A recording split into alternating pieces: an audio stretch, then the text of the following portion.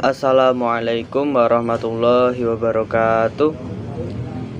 Izinkan kami dari kelompok 7 menyampaikan sedikit hasil dari makalah kami. Yang pertama yaitu tentang pengertian pembelajaran dan kurikulum. Pembelajaran ialah kegiatan memberikan bahan materi kepada peserta didik menggunakan asas pendidikan maupun teori belajar yang merupakan penentu utama keberhasilan pendidikan. Menurut Corey, pembelajaran adalah suatu proses di mana lingkungan seseorang secara tidak sengaja dikelola untuk memungkinkan ia turut serta dalam tingkah laku tertentu, dalam kondisi-kondisi khusus atau menghasilkan respon terhadap situasi tertentu.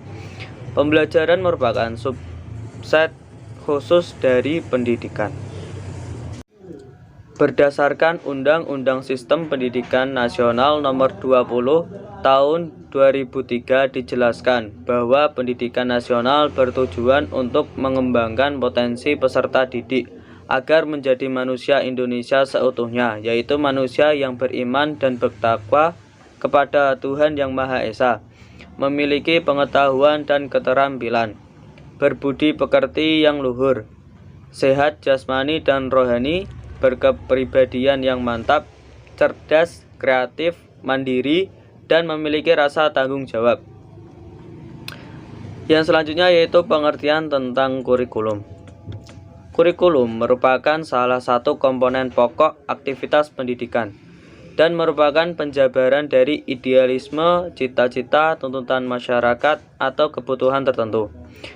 Dari kurikulum inilah diketahui arah pendidikan, alternatif pendidikan, fungsi pendidikan, serta hasil pendidikan yang hendak dicapai dari aktivitas pendidikan tersebut. Menurut S. Nasution, kurikulum secara definisi dapat dibagi menjadi dua, yaitu yang pertama yaitu kurikulum sebagai sebuah produk, yakni hasil karya dari pengembangan kurikulum. Biasanya dalam susunan panitia tersendiri yang berbentuk produknya berupa buku pedoman kurikulum yang berisi mata pelajaran yang harus diajarkan. Yang kedua yaitu kurikulum sebagai program, yakni alat yang dilakukan oleh sekolah untuk mencapai tujuannya, berupa kegiatan yang dapat mempengaruhi perkembangan potensi peserta didik, di antaranya perkumpulan sekolah, pertandingan antar sekolah, dan pramuka. Cakupan dari kurikulum yang dapat dipelajari. Poin B. Pengembangan tujuan kurikulum.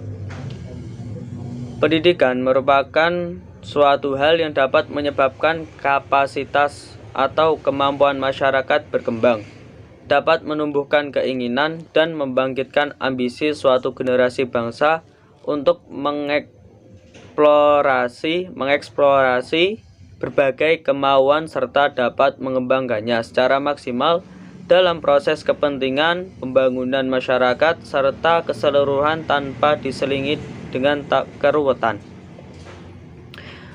Kurikulum pendidikan agama Islam hendaknya memperhatikan beberapa prinsip-prinsip yang dijadikan sebagai landasan, sebagai pedoman dalam mengembangkan kurikulumnya.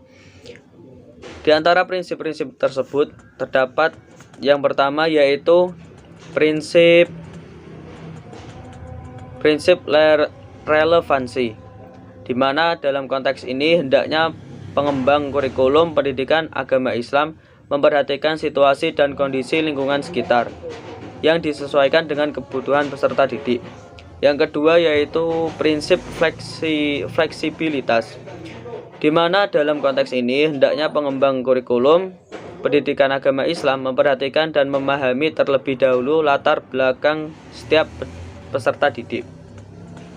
Yang ketiga yaitu kontinuitas, di mana dalam konteks ini pengembang kurikulum pendidikan agama Islam memahami dengan detail bahwa proses belajar mengajar bersifat kesinambungan, dan kurikulum pendidikan agama Islam juga haruslah bersifat terus-menerus dikembangkan sesuai dengan jenjang peserta didik. Yang keempat yaitu prinsip efisiensi, di mana dalam konteks ini pengembang kurikulum agama Islam yang dikembangkan di lembaga pendidikan Islam haruslah mampu untuk menjawab tujuan pendidikan agama Islam yang telah ditetapkan. Yang kelima yaitu praktis, di mana dalam konteks ini pengembangan kurikulum pendidikan agama Islam tentunya membutuhkan waktu, biaya, alat peraga, dan tenaga. Maka dalam pengembangannya tidaklah hanya berfokus pada kesempurnaan, melainkan harus praktis dan disesuaikan dengan kemajuan dan perkembangan ilmu pengetahuan dan teknologi di masa yang akan datang. Ya, cukup sekian dari saya, kurang lebihnya mohon maaf. Yang materi selanjutnya akan disampaikan oleh Mbak Ida. Silahkan Mbak Ida.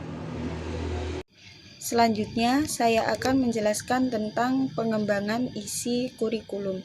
Nah, pengembangan kurikulum itu adalah perubahan atau peralihan total dari satu kurikulum ke kurikulum yang lainnya. Dan peralihan tersebut itu berkaitan dengan sebuah proses perencanaan yang berhubungan dengan seleksi dan pengorganisasian berbagai komponen situasi belajar mengajar, antara lain yaitu jadwal pengorganisasian, spesifikasi tujuan yang disarankan, mata pelajaran, kegiatan, sumber dan alat ukur pengembangan kurikulum, dan ada juga yang lainnya. Terkait dengan mata pelajaran dan kegiatan pembelajaran itu mencakup pada isi dari kurikulum. Nah, isi kurikulum ini juga berubah, juga mengikuti pengembangan kurikulum tadi, karena kurikulum berubah, isinya juga ikut berubah. Dan terkait dengan isi kurikulum itu merupakan sebenarnya adalah sebuah proses pengalaman belajar yang direncanakan yang diperoleh siswa selama mengikuti pendidikan, dan pengalaman belajar tersebut berupa mempelajari mata pelajaran atau seperti jenis-jenis pengalaman belajar yang sesuai dengan bentuk kurikulum itu sendiri. Dan jenis-jenis mata pelajaran yang ditentukan itu atas dasar tujuan institusional atau tujuan pendidikan tingkat satuan pendidikan. Biasanya mata pelajaran yang berada di isi kurikulum tersebut berisi materi-materi pokok dan program yang ditawarkan kepada siswa untuk dipelajari. Dan ada yang menyebutkan bahwa isi kurikulum itu seperti silabus, dan dalam silabus tersebut terdapat tujuan kurikuler atau standar kompetensi, tujuan pembelajaran atau yang biasa disebut dengan standar kompetensi dasar, dan ada indikator dan juga ada materi pokok pembelajaran beserta ureannya. Dan urean tersebut yang menjadikan dasar pengambilan dan penentuan materi ajar dalam setiap kegiatan pembelajaran di kelas. Dan pada isi kurikulum itu terdapat aspek-aspek yang perlu diperhatikan dalam pengembangan kurikulum. Yang pertama yaitu ada teori, yang kedua ada konsep, yang ketiga ada generalisasi, yang keempat ada prinsip, yang kelima ada prosedur, dan yang keenam ada fakta, ketujuh ada istilah, kedelapan ada contoh atau ilustrasi, kesembilan ada definisi, dan kesepuluh adalah preposisi. Yang pertama yaitu teori. Nah, teori itu seperangkat konstruk atau konsep, definisi atau preposisi yang saling berhubungan. Nah, di dalam suatu mata pelajaran pasti terdapat teori yang akan menjelaskan tentang materi yang akan diajarkan. Yang kedua ada konsep, suatu abstrak yang dibentuk oleh organisasi-organisasi dari kekhususan atau suatu konsep ini sebenarnya adalah definisi singkat dari sekelompok fakta atau gejala. Nah, di dalam materi pelajaran juga biasanya terdapat sekelompok fakta atau gejala yang berkaitan dengan materi pembelajaran. Yang ketiga adalah generalisasi, yaitu kesimpulan umum berdasarkan kesimpulan hal-hal yang khusus bersumber dari hasil analisis, pendapat atau pembuktian dalam penelitian. Nah, biasanya di dalam materi pelajaran terdapat